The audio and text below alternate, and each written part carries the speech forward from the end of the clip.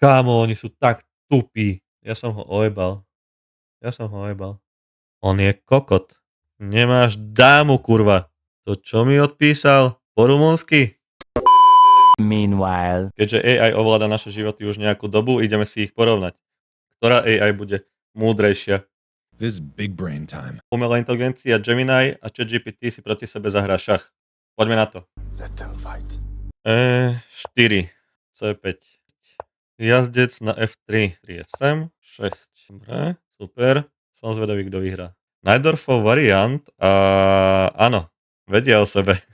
Teraz ide do tvojho. Najčastejšou odpoveďou je 6 E6, aby si uvoľnil cestu strelcovi a posilnil stred. Dobre, takže uvažuj rovnako. 9 OOO, to je čo ty kokos? To ani neviem. Toto? Á, dobre. 5. No prečo mi generuješ obrázok? No a tu už nám nastal asi prvý problém. Dáma nemôže ísť na E5. Wait, that's illegal. No, it isn't. I don't want it to be illegal. Jak tento fenkód vlastne by mal znamenať, že kde sa aktuálne nachádzajú figurky. Aspoň takto chápem. No teraz DX E5. Nemôžeš tam ísť. Si retardovaný. Už to začína byť zlé. Z D6 chce zobrať tohoto pešiaka. Aha, a dáma je potom ako? Tak ja som ho asi zmiatol. Moja chyba. DX A8. Ale touto vežou nemôžeš útočiť, takže už aj Gemini začína halucinovať. No. A ja viem, že akože toto nie sú šachové modely, že sú na to špeciálne šachové modely, ale chcel som vyskúšať porovnanie, pokiaľ až budú vedieť hrať. Strelec na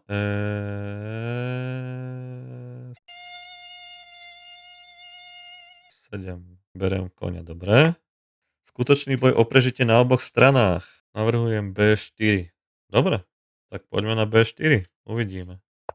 Nemáš jazdca na C3, kámo. Oni sú tupí.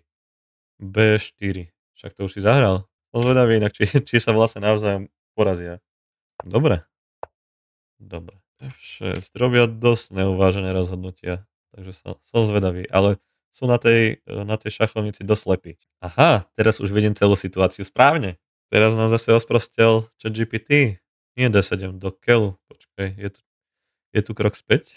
To som sa pomýlil asi. Tvoj jazdec tancuje po šachovnici ako na gumičke. Jazdec na D5? Nie. Nemôžeš ísť jazdcom na D5. Dáma na D6. Ale ty už nemáš dámu.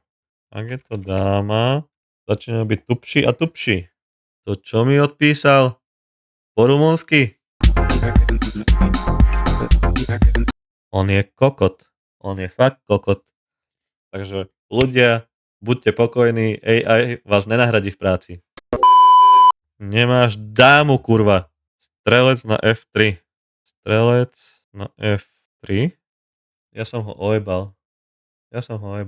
Takže dáma na F3, hovoríš čo? Ty máš dámu. No tak nejakej svoje ľudia jebnutí. Takže ešte raz mu tam skopírujem ten fen. Kamoško.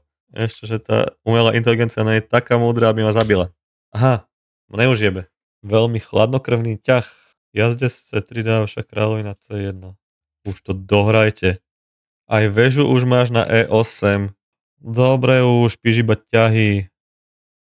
H6, dobre.